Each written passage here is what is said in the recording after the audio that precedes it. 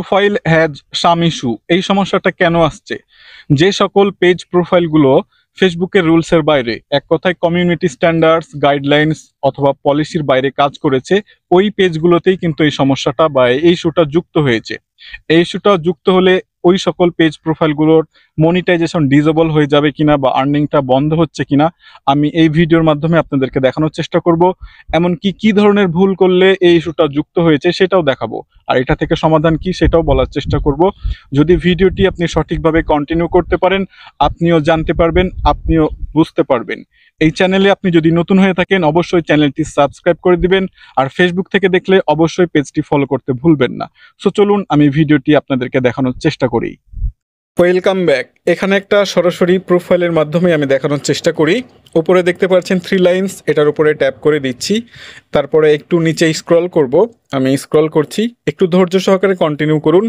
Help and support, এটার উপরে একটা ট্যাপ করতে হবে, আমি ট্যাপ করেছি। তারপরে উপরে দেখতে পাচ্ছেন সাপোর্ট লেখা আছে, এই অপশনটার উপরে আরেকবার ট্যাপ করতে হবে, আমি ট্যাপ করলাম। একটু লোডিং নেবে, একটু ধৈর্য সহকারে ভিডিওটি কন্টিনিউ করুন। কাঙ্ক্ষিত ইস্যুটা কিন্তু দেখাচ্ছে, আমি ইস্যুটার উপরে ট্যাপ করি, তাহলে আপনারা বিস্তারিত দেখতে পারবেন। সো ট্যাপ করে দিয়েছি, একটু লোডিং নিচ্ছে। এই যে দেখেন, spam, we removed your comment. জানুয়ারি মাসের 21 তারিখে 2025 সালে কিন্তু এই স্প্যামটা করেছিল। সো আমি ট্যাপ করেছি, এই যে দেখেন, সো কিউট। শুধুমাত্র এই কমেন্টটার কারণেই কিন্তু এই স্প্যামটা বা এই ইস্যুটা চলে এসেছে।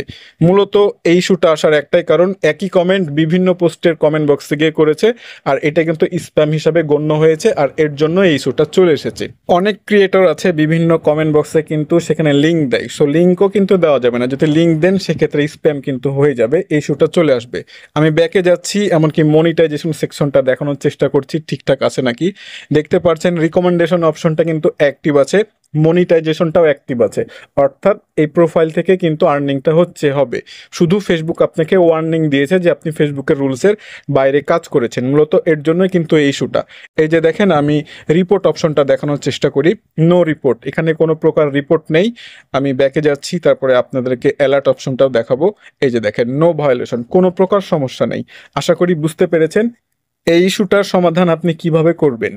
অনেক পেজ প্রোফাইলে অলরেডি কিন্তু এই ইস্যুটা রিমুভ হয়ে গিয়েছে, এক কথায় চলে গেছে।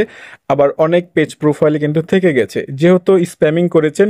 আর স্প্যামিং পোস্ট বা স্প্যামিং যেগুলো কমেন্ট, এক কথায় যেগুলো স্প্যামিং করেছেন সেগুলো ফেসবুক অটোমেটিকলি ডিলিট করে দিয়েছে। ফেসবুক হয়তো বা কোনো আপডেটের মাধ্যমে এগুলো রিমুভ করে দিবে।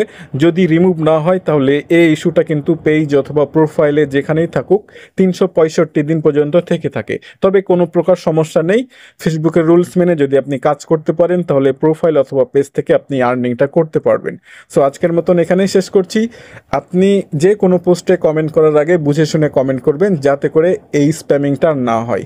সো ভিডিওটি যদি ভালো লেগে থাকে শেয়ার করে নতুন নতুন বন্ধুদেরকে দেখার সুযোগ করে দিবেন। ধন্যবাদ।